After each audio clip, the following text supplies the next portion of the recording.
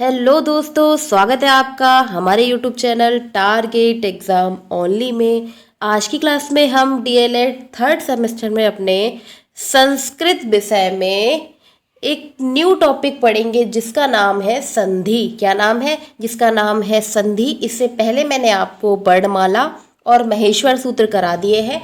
अगर आपने मेरी क्लास नहीं देखी है तो आप हमारे YouTube channel target exam only पर जाकर वहाँ आप मैंने प्लेलिस्ट बना दी है, प्लेलिस्ट के माध्यम से सभी क्लासेस को देख सकते हैं। ठीक है, अब हम अपनी क्लास शुरू करने से पहले अपने फ्री बैच के बारे में देख लेते हैं।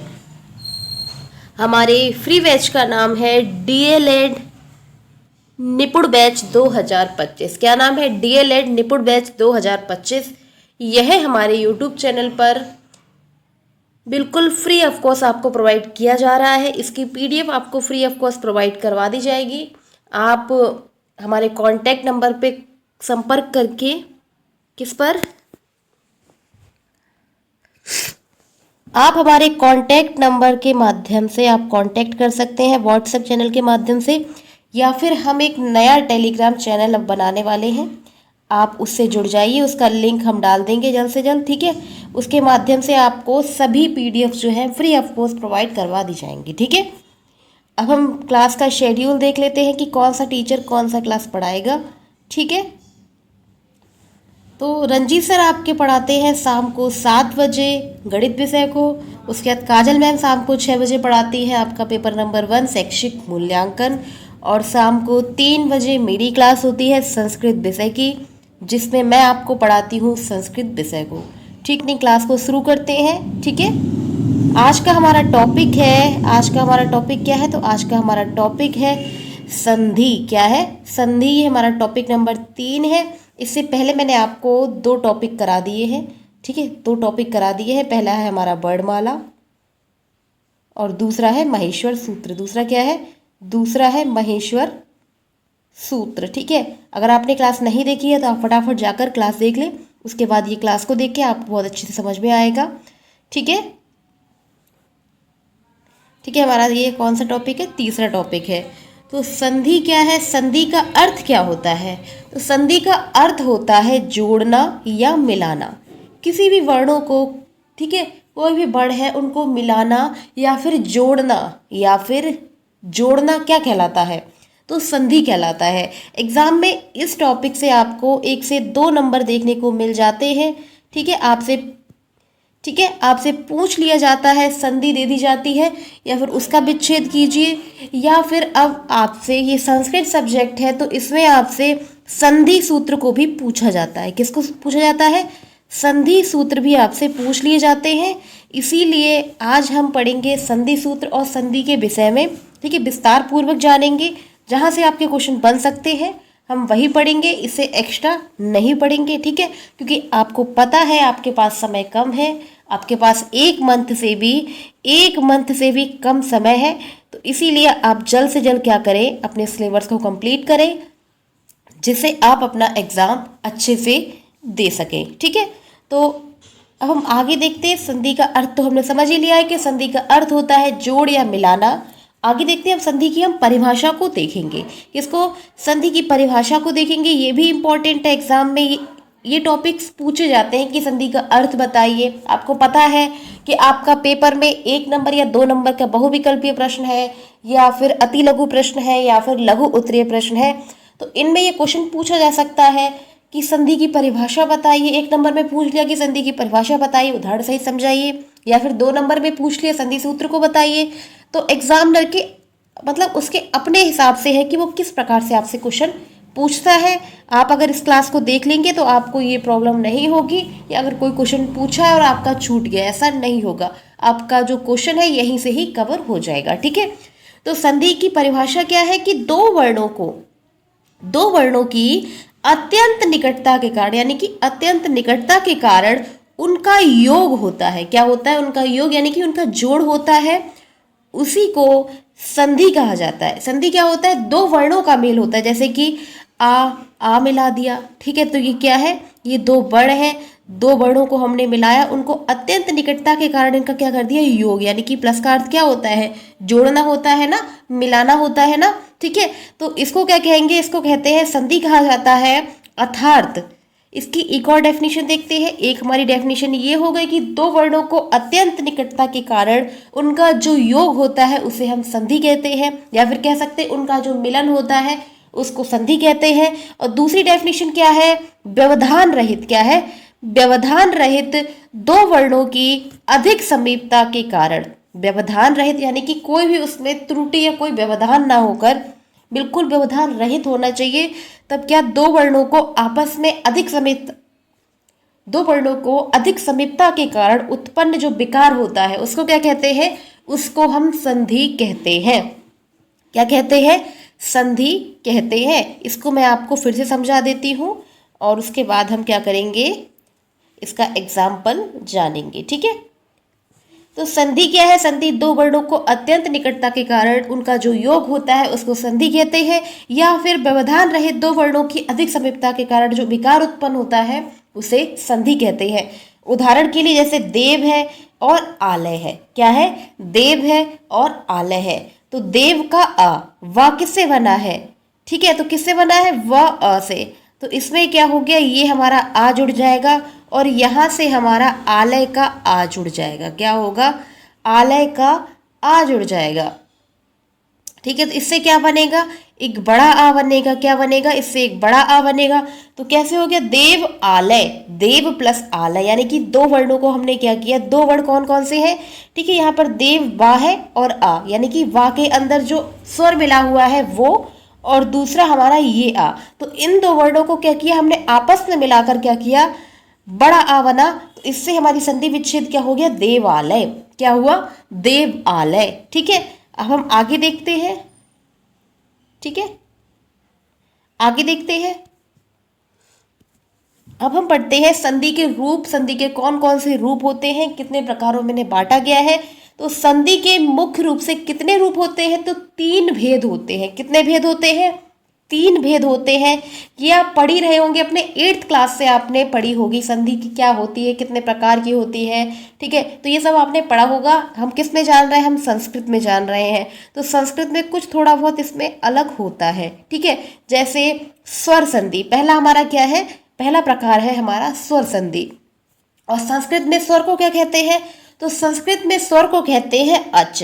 क्या कहते हैं, अच। मैंने आपको वर्णमाला की क्लास में भी बताया था कि जो स्वर होते हैं उनको संस्कृत में अच कहा जाता है। क्या कहा जाता है, अच कहा जाता है। इसी प्रकार से जो व्यंजन होते हैं उनको संस्कृत में क्या कहते हैं, तो उनको संस्कृत में कहा जाता है हल। क्या कहते हैं, उनको संस्कृत में कहा जाता है हल। और तीसरी हमारी है विसर्ग संधि। क्या है, तीसरी हमारी है विसर्ग संधि। तो आज हम संधि के तीन रूप होते हैं उनके बारे में पढ़ेंगे। कौन कौन से, स्वर संधि जिसको हम अच संधि कहते हैं, दूसरी है हल संधि यानी कि जिसको हम व्यंजन संधि कहते हैं, और तीसरी है हमारी विसर्ग संधि। तीसरी क्या है, विसर्ग संधि। ठीक है, तो इनके प्रकारों को हम जानेंगे, जिसमें से आपकी इंपॉर्टेंट जो संधि है वो आपकी स्वर संधि है। कौन सी, स्वर संधि इंपॉर्टेंट है क्योंकि एग्जाम में स्वर संधि से ही बहुत सारे क्वेश्चन पूछे गए हैं, जबकि और संधियों से भी क्या पूछा जाता है, उनके प्रकार के बारे में पूछा जाता है, उनके सूत्र पूछे जाते हैं। संस्कृत में ज़्यादातर क्या होता है, सूत्र ही पूछे जाते हैं। ठीक है, संधि का सूत्र बताइए कि क्या होगा, तो इसके बारे में अब हम डिस्कस करेंगे। ठीक है, नेक्स्ट हमारा है, अब हम देखेंगे स्वर संधि। स्वर संधि को क्या कहते हैं संस्कृत में, तो स्वर संधि को कहते हैं अच संधि। क्या कहते हैं, स्वर को संस्कृत में कहते हैं अच। तो ये हमारी क्या होगी, अच संधि होगी। इसकी डेफिनेशन देख लेते हैं कि परस्पर दो स्वर वर्णों, परस्पर दो स्वर वर्णों यानी कि स्वर और स्वर की अत्यंत निकटता से, की अत्यंत निकटता से दोनों स्वरों के रूप में होने वाला परिवर्तन या विकार क्या कहलाता है, स्वर संधि कहलाता है। क्या कहलाता है, स्वर संधि कहलाता है। डेफिनेशन को एक बार हम फिर से देख लेते हैं कि परस्पर दो स्वर वर्णों यानी कि दो स्वर, स्वर क्या होते हैं, स्वर होते हैं छोटा आ, बड़ा आ, छोटी ई, बड़ी ई।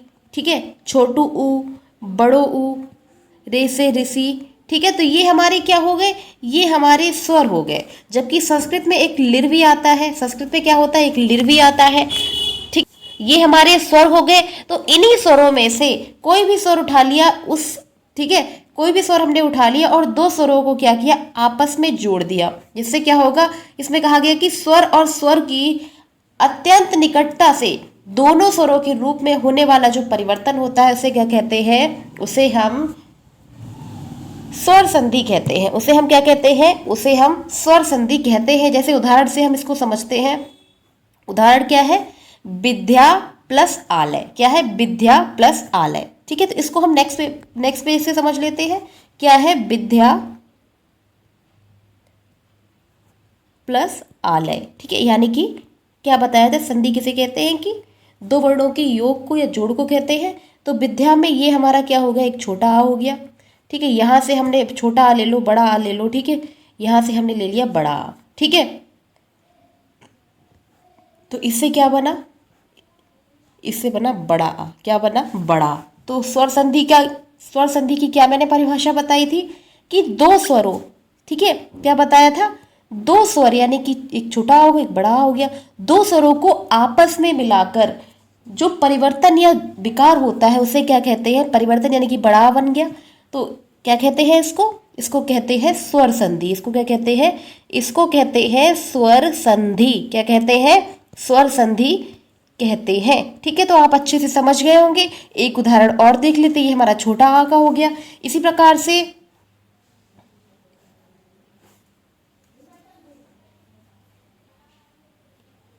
ई से मिलकर क्या बनता है, बड़ी ही बनता है। ऊ और ऊ से मिलकर क्या बनता है, इससे भी हमारा बड़ा ऊ बनता है। क्या बनता है, इससे भी हमारा क्या बनता है, बड़ा ऊ बनता है। ठीक है, तो अगर आपको पहचान करनी हो तो आप इस प्रकार से पहचान कर सकते हैं कि स्वर संधि क्या होती है, जिसमें हम दो स्वरों को, जैसे कि आ ऊ कह सकते हैं। क्या कह सकते हैं, आ ऊ मिलाकर क्या बनता है, ओ बनता है। ठीक है, आ ई मिलाकर क्या बनता है, ए बनता है। क्या बनता है, ए बनता है। तो इस प्रकार से क्या होता है, दो स्वर वर्णों को आपस में मिलाकर जो विकार या परिवर्तन होता है उसे हम स्वर संधि कहते हैं। ठीक है, तो आप समझ गए होंगे बहुत अच्छे से कि स्वर संधि क्या होती है। अब हम आगे देखते हैं, इसके प्रकार देखेंगे कि स्वर संधि कितने प्रकार की होती है। तो स्वर संधि के 7 भेद प्रचलन में है।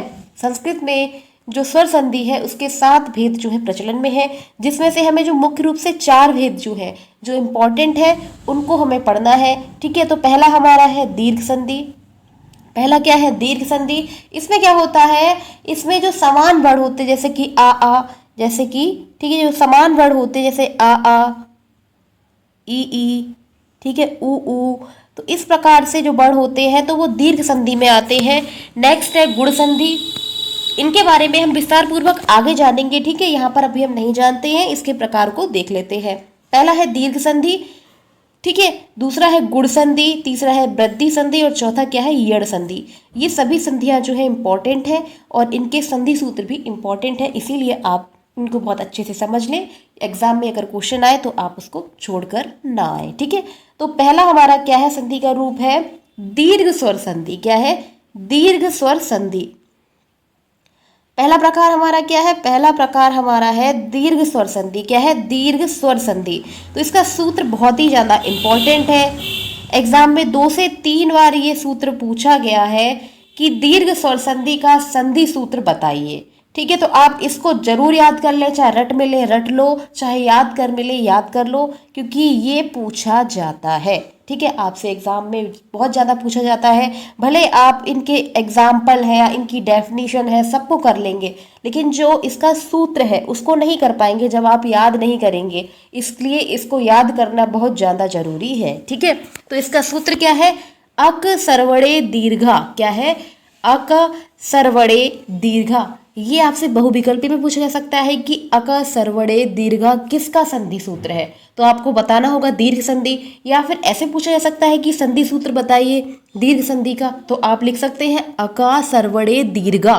क्या है, अका सर्वणे दीर्घा। ठीक है, और अका क्या है, ये प्रत्याहार है। क्या है, ठीक है, ये अका क्या है, ये है प्रत्याहार। इससे क्वेश्चन पूछा गया है। ठीक है, इससे क्वेश्चन पूछा गया है। अक प्रत्याहार में कौन कौन से वर्ण होते हैं, तो अक प्रत्याहार में वर्ण होते हैं आ, ई, उ, री और लिर। ये इंपॉर्टेंट है, मैंने आपको कल बताया था महेश्वर सूत्र में कि जो अक प्रत्याहार है, जो अक प्रत्याहार है इसमें कौन कौन से वर्ण होते हैं।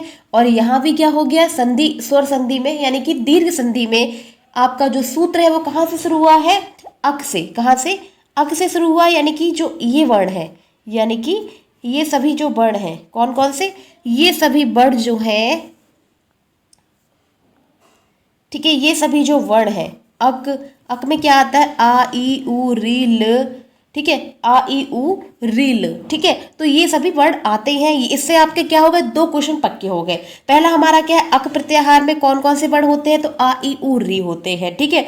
दूसरा हमारा क्या है, दूसरा हमारा है कि जो दीर्घ संधि स्वर है, दीर्घ स्वर संधि है, उसका जो सूत्र होता है वो होता है अक सर्वणे दीर्घम। क्या है, अक सर्वणे दीर्घम, ठीक है। तो आप इसको जरूर याद कर लें। अक का मतलब समझ में आ गया, अक में कौन कौन से वर्ण होते हैं, तो आ, ई, उ, री और लिर, ठीक है। अब हम इसकी डेफिनेशन को समझ लेते हैं कि जब ह्रस्व या दीर्घ, जब ह्रस्व या दीर्घ, जो मैंने आपको बताया अभी आगे, आ, ई, उ, री, ठीक है, अक में कौन कौन से वर्ण आते हैं, ये आते हैं, जैसे कि यह जब ह्रस्व या दीर्घ, जैसे कि आ, ई, उ, री के बाद ह्रस्व, यानी कि यही स्वर आए। मैंने आपको बताया था ना कि जो दीर्घ संधि होती है उसमें समान स्वर जो आते हैं, समान जो वर्ण आते हैं, उनसे क्या होता है, दीर्घ संधि का निर्माण होता है, ठीक है। तो डेफिनेशन देखते हैं कि जब ह्रस्व या दीर्घ आ, ई, उ, री के बाद ह्रस्व या दीर्घ यानी कि आ, ई, उ, री आते हैं, तो दोनों को मिलाकर क्या बनता है, दीर्घ संधि, यानी कि दीर्घ हो जाते हैं। दोनों मिलाकर क्या हो जाते हैं, दीर्घ हो जाते हैं। उदाहरण के लिए जैसे छोटा आ दूसरा छोटा आ से मिलकर क्या बना, बड़ा आ बना। इसमें हमने क्या किया, हमने एक संधि बनाई, यहाँ पर होगा प्लस, यहाँ प्लस लगाना भूल गए हैं, ठीक है। तो क्या होगा, मत प्लस अनुसार, मत प्लस अनुसार, यानी कि ता में क्या हो गया, छोटा आ गया, ता में क्या हो गया, ठीक है, ता में क्या हो गया, छोटा आ गया, अनुसार में क्या हो गया, फिर से छोटा आ गया, और छोटा आ मिलकर क्या बन गया, बड़ा आ बन गया, ठीक है। तो क्या हो गया, ये मत अनुसार हो गया, क्या हो गया, मत अनुसार हो गया। यानी कि मत और अनुसार मिलकर क्या बनाते हैं, मत अनुसार बनाते हैं। और इसमें कौन सी संधि निहित है, तो इसमें दीर्घ स्वर संधि निहित है। कौन सी, दीर्घ स्वर संधि निहित है।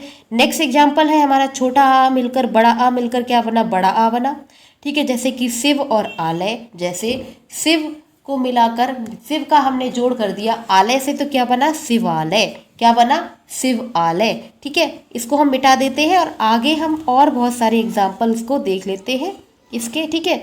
इसमें इंपॉर्टेंट क्या, आप समझ गए होंगे इसमें इंपॉर्टेंट क्या है। तो इसमें आपका इंपॉर्टेंट जो है, एक तो आपका है ये, ठीक है, आपका संधि सूत्र बहुत इंपॉर्टेंट है।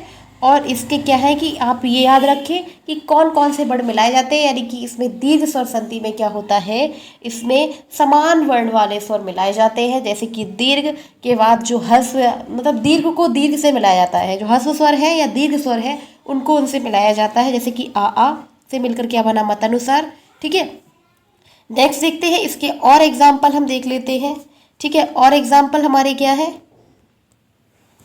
बड़ा आ से मिलकर क्या बना, बड़ा आ बना, ठीक है। जैसे कि महाआत्मा, क्या है, महाआत्मा से क्या बना, महात्मा, क्या बना, महात्मा। इसी प्रकार से ई मिलकर बना बड़ी ई, तो रवि प्लस इंद्र, क्या है, रवि प्लस इंद्र, तो रवि में क्या है, छोटी ई, इंद्र में है छोटी ई, तो दोनों को मिलाकर क्या बना, रविंद्र, यानी कि बड़ी की मात्रा में परिवर्तित हो गया, किसमें, बड़ी की मात्रा में परिवर्तित हो गया। उसके बाद नेक्स्ट है बड़ी ई से मिलकर बना बड़ी ई, रजनी ईश, क्या है, रजनी ईश, यानी कि जो बड़ी मात्रा है तो ये क्या हो गई, बड़ी मात्रा में कन्वर्ट हो गई। इसी प्रकार से ईश में क्या हो गया, ये बड़ी मात्रा में कन्वर्ट हो गई, ठीक है।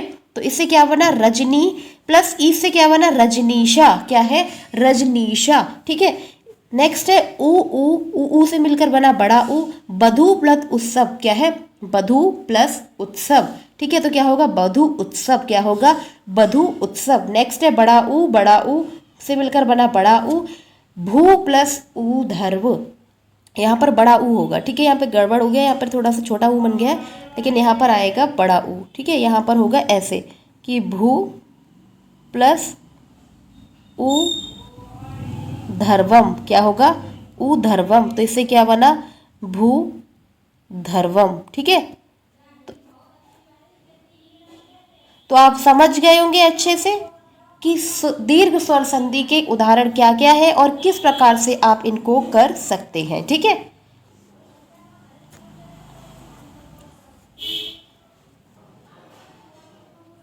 ठीक है, अब हम नेक्स्ट इसका प्रकार देखेंगे। अभी हमने क्या देखा, दीर्घ संधि को कंप्लीट कर लिया है, दीर्घ स्वर संधि को कंप्लीट कर लिया है। नेक्स्ट प्रकार है हमारा गुण संधि। क्या है नेक्स्ट प्रकार हमारा, क्या है, गुण संधि। गुण संधि का भी संधि सूत्र इंपॉर्टेंट है, तो इसका होता है आद गुण। क्या है, आद गुण। ठीक है, तो गुण संधि का क्या होता है, इसका संधि सूत्र होता है आद गुण। इसमें कौन कौन से बढ़ आते हैं, तो इसमें आते हैं ए और ओ। क्या आते हैं, ए और ओ आते हैं। ठीक है, इसी प्रकार से आगे देखते हैं, इसकी डेफिनेशन के माध्यम से हम इसको समझते हैं कि जब छोटा अथवा बड़ा आ के बाद ई या बड़ी ई आने पर, ए और उ आने पर ओ या री अर, ठीक है, इसका मतलब क्या है, जब आ ई आएगा तो बनेगा ए, जब आ उ आएगा तो क्या बनेगा, ओ बनेगा। इसी प्रकार से जब आ री आएगा तो बनेगा अर, और जब आ लिर आएगा तो बनेगा अल। जैसे कि उदाहरण के लिए मैं आपको समझाती हूँ कि किस प्रकार से ये बनेगा। जब आ ई आएगा तो क्या बनेगा, ए। जब आ उ आएगा तब क्या बनेगा, तब बनेगा ओ। ठीक है, और जब आ री आएगा तब क्या बनेगा, अर, तब क्या बनेगा, अर। और जब आ और लिर आएगा, क्या आएगा, आ और लिर आएगा तो क्या बनेगा, अल। क्या बनेगा, अल। ठीक है, तो इसका मतलब यही है जो डेफिनेशन में लिखा है ना, कि आप समझ सकते हैं। ठीक है, इसको हम एक बार फिर से बता देते हैं आपको। ठीक है, जो डेफिनेशन में लिखा है कि जब आ या बड़ा आ के बाद ई आए, जब आ और बड़े आ के बाद क्या आए, ई आए, तो क्या बनेगा, जब आ और बड़ा आ, यहाँ पर हम बड़ा आ भी ले सकते हैं, तब क्या बनेगा, तब बनेगा ए। क्या बनेगा, ए। ठीक है, तो क्या बनेगा, ए। और जब आ या बड़ा आ के बाद ऊ आए, क्या आए, जब आ और बड़ा आ के बाद ऊ आए तब क्या बनेगा, ओ। ठीक है, यहाँ देख लें आप, क्या बनेगा, ओ। और जब आ या बड़ा आ के बाद री आए, क्या आए, री आए तो बनेगा अर। आप देख सकते हैं क्या बना, अर। और इसी प्रकार से जब आ और लिर, जब आ और लिर आए तो क्या बनेगा, अल। क्या बनेगा, अल। ठीक है, तो आप इसको अच्छे से समझ गए होंगे। आप इसको याद कर लेंगे तो आप कोई भी संधि आराम से बना पाएंगे। ठीक है, तो जब आ ई बनकर क्या बनेगा, आ ई को आपस में मिलाकर ए बनेगा, आ उ को आपस में मिलाकर क्या बनेगा, ओ बनेगा, आ री को मिलाकर अर बनेगा, और आ लिर को मिलाकर अल बनेगा। ठीक है, अब हम आगे देखते हैं, इसके उदाहरण देख लेते हैं। ठीक है, इसके उदाहरण को समझ लेते हैं। जैसे कि पहला है आ ई, पहला क्या है, आ ई, पहला क्या है, आ ई, आ ई से मिलकर क्या बना, ए बना। ठीक है, उदाहरण क्या है, ठीक है, उदाहरण हमारा क्या है, देव इंद्र। तो आ ई से क्या बना, ए बना, तो ये किस में परिवर्तित हो गया, ए में परिवर्तित हो गया, देवेंद्र हो गया। क्या हो गया, देवेंद्र हो गया। इसी प्रकार से नेक्स्ट उदाहरण हमारा है आ ई से मिलकर बना ए। ठीक है, ये होगा ए, ऐसे वाला बड़े ए होगा। तो गढ़ में ईश मिलाने से क्या बना, गणेशा बना। क्या बना, गढ़ में ईशा मिलाकर क्या बना, गणेशा बना। ठीक है, तो आप अच्छे से समझ गए होंगे। इसके उदाहरण और हम देख लेते हैं, और उदाहरण के माध्यम से इसको हम समझ लेते हैं। ठीक है, और उदाहरण है हमारा आ ऊ से मिलकर क्या बना, ओ बना। इसी प्रकार से जैसे कि सूर्य उदय, क्या है, सूर्य उदय, तो क्या हो गया, सूर्य उदय। ठीक है, ओ में परिवर्तित हो गया। इसी प्रकार से आ ऊ से बना ओ, महा उत्सव यानी कि महोत्सव, महा उत्सव से बना महोत्सव। इसी प्रकार से आ री से बना अर, और देव ऋषि से हो गया देवर्षि। क्या हो गया, देवर्षि हो गया। ठीक है, तो आप समझ गए होंगे। अब हमारा यहाँ पर गुण संधि भी खत्म हो गया है। अब हम नेक्स्ट संधि देखेंगे। नेक्स्ट संधि हमारी कौन सी होगी, वृद्धि संधि होगी। नेक्स्ट संधि हमारी क्या होगी, वृद्धि संधि होगी। अब हम वृद्धि संधि को समझ लेते हैं, इसका भी हम संधि सूत्र समझ लेंगे। ठीक है, ये इंपॉर्टेंट है, आपके एग्जाम में पूछा जा सकता है, इसीलिए आप इसमें लापरवाही ना करें, संधि सूत्र को जरूर याद कर ले, आपके 2 नंबर पक्के हो जाएंगे। ठीक है, तो नेक्स्ट है हमारा वृद्धि संधि। इसका संधि सूत्र है वृद्धि रेची। क्या है इसका संधि सूत्र? है वृद्धि रेची। ठीक है, तो वृद्धि रेची। इसमें इसकी डेफिनेशन देख लेते हैं। डेफिनेशन इसकी क्या है? जब आ या बड़ा आ के बाद एच प्रत्याहार आने पर उनकी वृद्धि हो जाती है तो उसको क्या कहते हैं? उसको वृद्धि संधि कहते हैं। ठीक है, तो इसको मैं अभी समझाती हूँ कि एच प्रत्याहार क्या होता है, इसमें कौन कौन से वर्ड आते हैं। ठीक है, तो एच प्रत्याहार क्या होता है?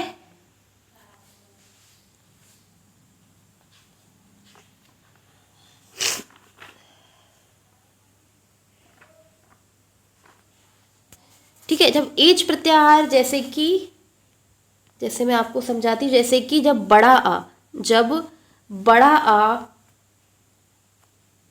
बड़े ए से मिल जाए तब क्या बनेगा? और जब बड़ा आ ओ से मिलेगा, किससे मिलेगा? ओ से मिलेगा तब क्या बनेगा? तो बड़ा आ ए से मिलेगा तो ए बनेगा। क्या बनेगा? ए बनेगा। और जब बड़ा आ ओ से मिलेगा तो बनेगा औ। क्या बनेगा? औ। ठीक है, तो आप समझ गए होंगे इसे अच्छे से कि जब बड़ा आ ए से मिलेगा तो बड़े ए बनेगा, और जब बड़ा आ बड़े ओ से मिलेगा, यानी कि बड़ा आ है, छोटा आ है, जो भी मिलते हैं, ठीक है, जब ओ से मिलेगा तो क्या बनेगा? औ। ठीक है, तो इसको हम समझ लेते हैं, उदाहरण के माध्यम से समझेंगे, बहुत अच्छे से ये समझ में आएगा कि जब आ या अथवा बड़ा आ एच प्रत्याहार से मिलकर बनता है तब क्या होता है? वृद्धि संधि हो जाती है। उदाहरण से समझते हैं। ठीक है, उदाहरण क्या है? जब आ ए यानी कि बड़ी ए हो गई। ठीक है, जब आ ए से मिलकर बनता है तो ए बनता है। जब एक से हम जोड़ करते हैं या मिलान करते हैं तो क्या बनता है? एक एक। क्या होता है? एक एक बनता है। ठीक है, इसी प्रकार से जब आ ए से मिलता है तो तथा एव क्या है? तथा एव तथैव हो जाएगा। क्या हो जाएगा? तथैव हो जाएगा। मैंने क्या बताया? जब आ ए मिलेगा तो ए की एक मात्रा आएगी, जब आ ओ मिलेगा तो उसकी दो मात्राएं आएंगी। ठीक है, तो आप समझ गए होंगे। नेक्स्ट इसके उदाहरण और देख लेते हैं। नेक्स्ट उदाहरण है आ ओ मैंने क्या बताया कि ये बड़ा ओ में परिवर्तित हो जाएगा। जैसे बन औषधि केस में परिवर्तित हो गया बनौषधि। क्या? बनौषधि। इसी प्रकार से आ ओ से मिलकर बना औ। महाओजस्वी तो हो गया महाओजस्वी। क्या हो गया? महोजस्वी। क्या हो गया? महोजस्वी। तो यहाँ पर हमारा वृद्धि संधि भी कंप्लीट हो गया। क्या हो गया? वृद्धि संधि भी हमारा कंप्लीट हो गया है। बहुत अच्छे से समझ में आ गया होगा आपको। अगर नहीं आया तो इस क्लास को आप एक बार फिर से देख लें, फिर आपको अच्छे से समझ में आ जाएगा। ठीक है, अब हम नेक्स्ट देखते हैं। नेक्स्ट हमारी संधि है यड़ संधि। कौन सी संधि है? यड़ संधि। ये भी इंपॉर्टेंट है। इसका जो संधि सूत्र पूछा गया है, इसमें से दीर्घ संधि स्वर का भी संधि सूत्र पूछा गया, और शायद मुझे डाउट है थोड़ा सा, लेकिन शायद यड़ संधि का भी जो है संधि सूत्र पूछा गया है। ठीक है, तो इसीलिए आप इनके संधि सूत्र जरूर याद कर लें। छोटे छोटे से तो हैं, आप याद कर सकते हैं इनको। ठीक है, जैसे वृद्धि से वृद्धि रेची हो गया, दीर्घ स्वर संधि से क्या हो गया? दीर्घ संधि से हो गया अक। ठीक है, दीर्घ स्वर संधि से क्या हो गया? अक सरवड़े दीर्घ हो गया। ठीक है, यड़ से क्या हो गया? इकोड़ यची। क्या है? इकोड़ यची। क्या है? इकोड़ यची। वृद्धि से हो गया वृद्धि रेची। और इसी प्रकार से गुड़ में क्या हो गया? गुड़ का क्या होता है संधि सूत्र? तो गुड़ का मैंने आपको क्या बताया था? बताओ जल्दी से फटाफट। आध गुड़ा बताया था, आध गुड़। ठीक है, तो नेक्स्ट हम क्या देख रहे हैं? अभी हम देख रहे हैं यड़ संधि। तो इसका संधि सूत्र है क्या है? इसका संधि सूत्र है इको यड़ची। क्या है? इको यड़ची। इसकी डेफिनेशन को देख लेते हैं कि जब किसी इक प्रत्याहार, कौन सा इक प्रत्याहार में क्या आ गया? ई उ रीलर। क्या है? ई उ रीलर।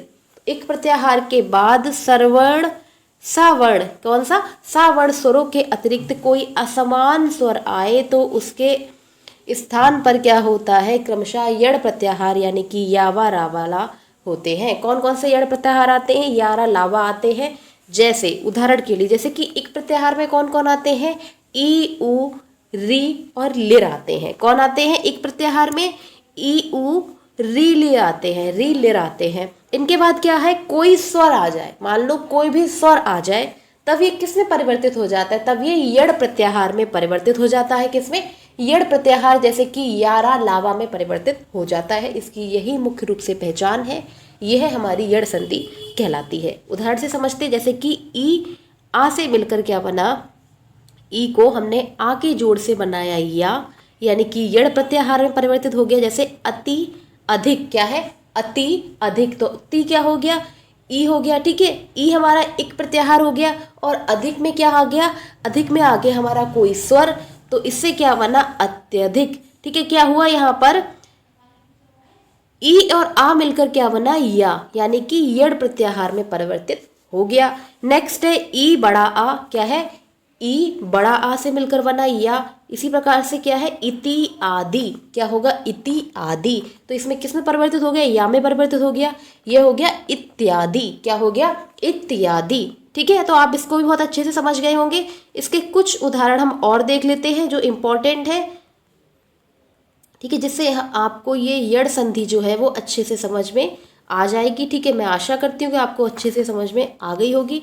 ठीक है, इसके उदाहरण क्या है, पहला है ई ऊ से क्या बना, या।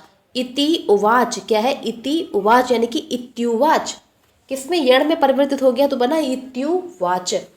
इसी प्रकार से ई ए क्या है, एक स्वर रूप है, तो ई ए से बना या। प्रति एकम, क्या है, प्रति एकम से क्या बना, प्रत्येक, क्या है, प्रति एकम। इसी प्रकार से री और आ, री आ, मैंने आपको बताया था कि ई प्रत्याहार में क्या आता है, ई उ रील, क्या आएगा, ई उ रील। ठीक है, तो इसमें आ और आ, मतलब सॉरी, री और आ मिलकर बना रा, जैसे पितु आदेश, क्या है, पितु आदेश, तो क्या बना, पित्रादेश, क्या है, पित्रादेश। ठीक है, तो ये हमारी यड़ संधि भी यहाँ खत्म हो गई, आपको अच्छे से समझ में आ गई होगी।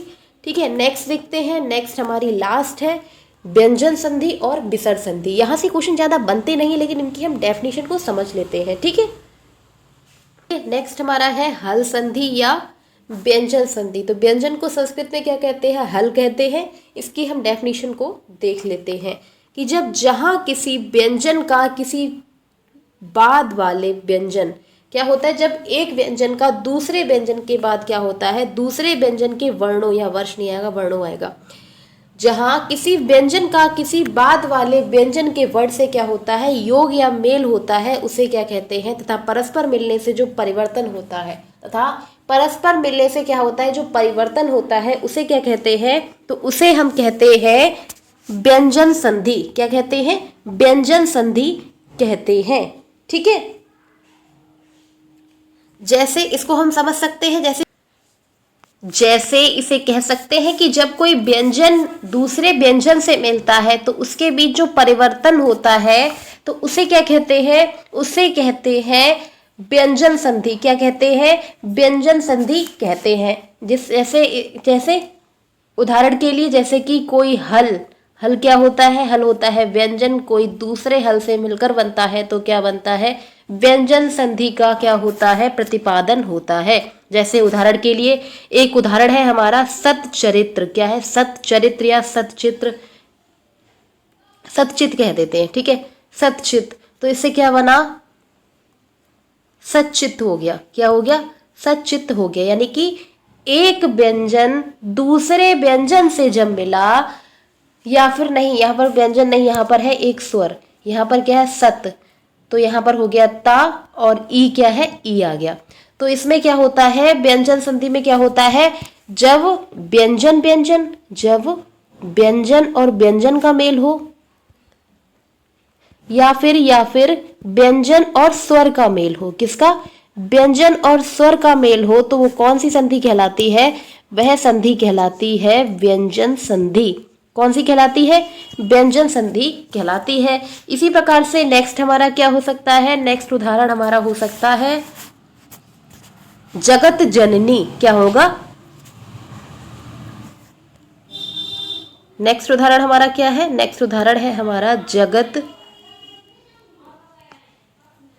जननी।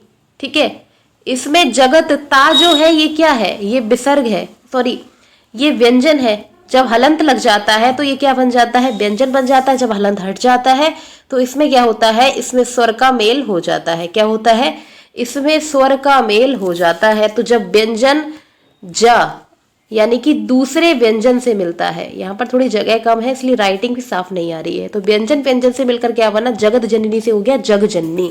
क्या हो गया, जग जननी। ठीक है, अब हम नेक्स्ट देखते हैं। यहाँ पर हमारी क्या हो गई, व्यंजन संधि समझ में आपको आ गई होगी अच्छे से, ज्यादा कुछ नहीं है इसमें, इसीलिए मैंने ज्यादा इसमें कुछ बताया भी नहीं है आपको। जो इम्पोर्टेंट था थोड़ा बहुत एक दो एग्जाम्पल मैंने आपको बता दिए कि अगर आपको आ भी जाए तो आप करके आए, छोड़ के ना आए। ठीक है, नेक्स्ट हमारा संधि कौन सी है, नेक्स्ट संधि है हमारी विसर्ग संधि। नेक्स्ट संधि हमारी क्या है, विसर्ग संधि। क्या है, विसर्ग संधि। तो इसकी डेफिनेशन देख लेते हैं। जहां ये डॉट यानी कि विसर्ग से परे किसी स्वर या व्यंजन के होने पर जो विकार उत्पन्न होता है उसे विसर्ग संधि कहते हैं। तो विसर्ग संधि क्या होती है, जब किसी स्वर या व्यंजन को जोड़ा जाता है। क्या होता है, जब किसी स्वर व्यंजन को जोड़ा जाता है तो जो विकार उत्पन्न होता है तो उसे विसर्ग संधि कहते हैं। उदाहरण के लिए जैसे फॉर एग्जाम्पल विसर्ग दूसरे स्वर से या दूसरे व्यंजन से संपर्क लेता है। यानी कि जब क्या मतलब है, इसका मतलब है कि कोई डॉट है। ठीक है, इसका मतलब है कि ये कोई दो बिंदु हैं।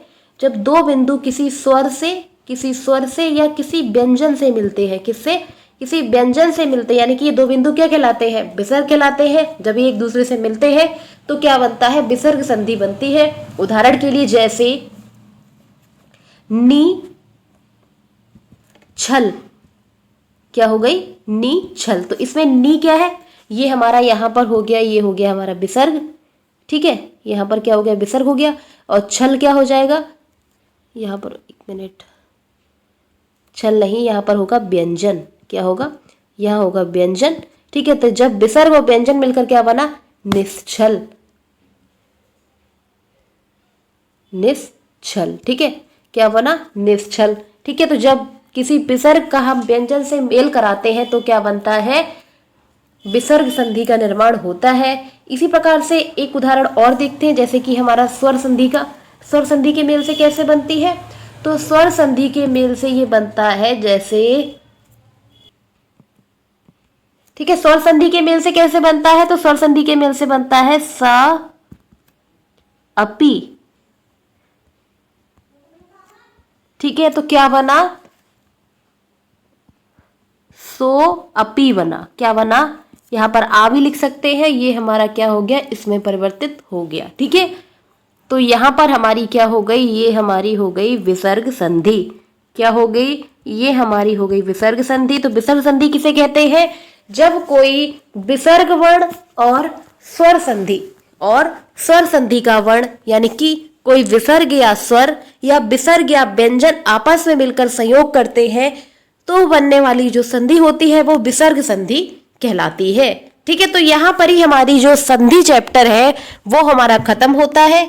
ठीक है, संधि चैप्टर जो भी इंपॉर्टेंट था मैंने पढ़ा दिया है और यहाँ पर जो हमारा संधि चैप्टर है वो खत्म हो गया है। नेक्स्ट टॉपिक हमारा कल का टॉपिक होगा टॉपिक नंबर 4, समास पढ़ेंगे कल हम। ठीक है, और संधि जो है हमारा कंप्लीट हो गया है। क्लास अच्छी लगे तो आप लाइक शेयर सब्सक्राइब करें और कमेंट बॉक्स में कमेंट जरूर किया करें, जिससे आपको क्या समझ में आ रहा है ये हमें पता लगता रहे या हम क्या परिवर्तन करें। ठीक है, तो आप जरूर बताएं, अपना कमेंट बॉक्स में कमेंट जरूर दें। और अगर किसी ने भी चैनल को सब्सक्राइब नहीं किया है, चैनल को सब्सक्राइब कर ले और बेल आइकन को प्रेस कर ले। यहाँ पर आपकी कंप्लीट क्लासेस कराई जाएंगी, इसीलिए आप इसको सब्सक्राइब जरूर कर ले। अगर आपको कंटेंट अच्छा लगता है तो आप जरूर सब्सक्राइब करें और क्लासेस को देखें, जिससे आप अपना अच्छा स्कोर हासिल कर सकेंगे। Thank you.